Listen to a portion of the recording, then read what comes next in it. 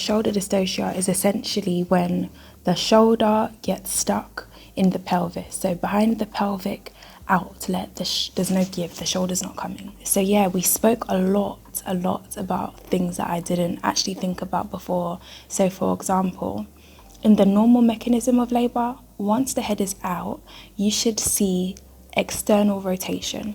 So this is the head moving because basically the body is coming into alignment. So the head moves to align itself with the shoulders and the body, and then this leads to the birth of the shoulders and the body. So if this hasn't been seen, if there's been no external rotation of the head, like the first thing that comes to mind is, what are the woman's contractions like? Because if she's contracting, let's say, this is over exaggerating, but let's say 1 in every 3 minutes, then that's why nothing has happened yet. There's been no contraction. So maybe you have to wait for another contraction to see if that external rotation happens. So yeah, the physiology in terms of this is so important. So not just the maneuvers and the actions that we learn about, but also what is actually happening with the baby and the woman's pelvis. So you spoke about how we would handle this if a woman is, let's say, in a pool. And essentially so after observing and seeing that there's no external rotation, we spoke about getting the woman onto the all fours position, which is the same as the McRoberts position. This position just essentially frees the sacrum. It gets the lady off her bum and it gives more space for the baby for the release of the shoulders essentially. So if this position was to free the shoulders and the woman was sitting down, we spoke about how to actually help birth a baby. So essentially, we see a lot of gripping sometimes in practice, which is wrong. So gripping and downward traction, which is bringing the baby down, that is wrong. It's like you're trying to force the baby out and pull the baby out, which could actually damage the brachial plexus. The brachial plexus is literally, if I stretch my head this way, this whole bit, you're actually, if you pull against it, you grip and pull against it, you're damaging that. So never do that.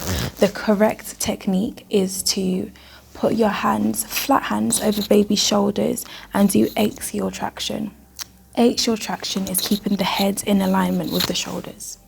But remember, this isn't for if the shoulders is stuck. This is for if you've seen the external rotation, baby is coming. So that's just the normal way to help a woman birth her baby. If a woman is on all fours, the correct way to do this isn't for her legs to be extremely far apart, is for it to be hip width, because this encourages the pelvis to open.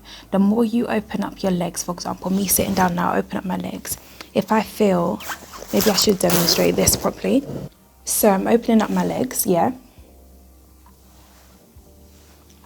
This is actually closing my pelvis. If I put my knees in,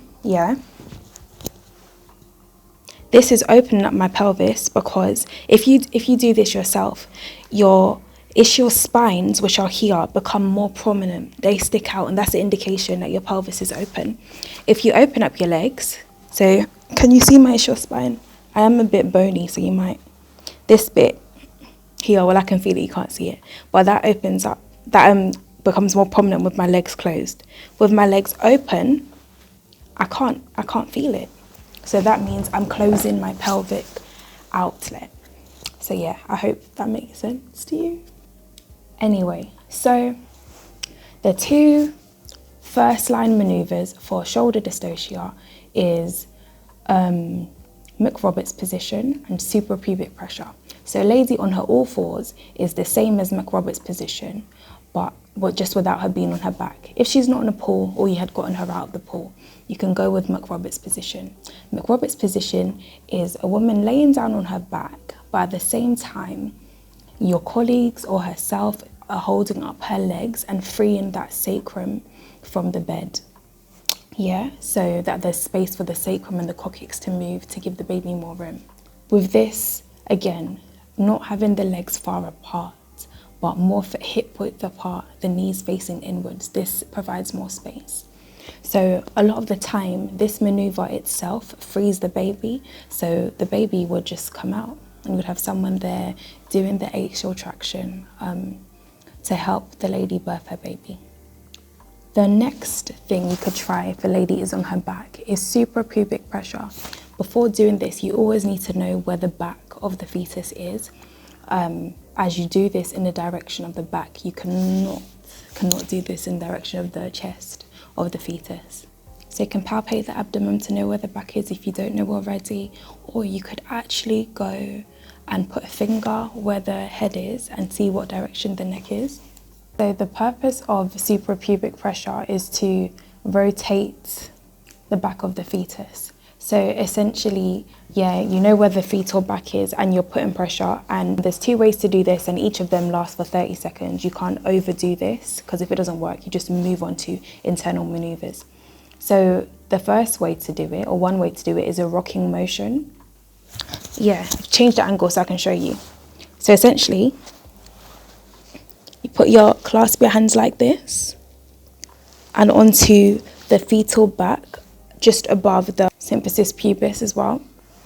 You rock, and there does need to be pressure, like not a gentle rock, a proper rock, to try and move the back for 30 seconds. If this doesn't work, go on to just holding for 30 seconds, a constant pressure. If this doesn't work, you can't overdo it or take longer, you just have to move on to internal maneuvers.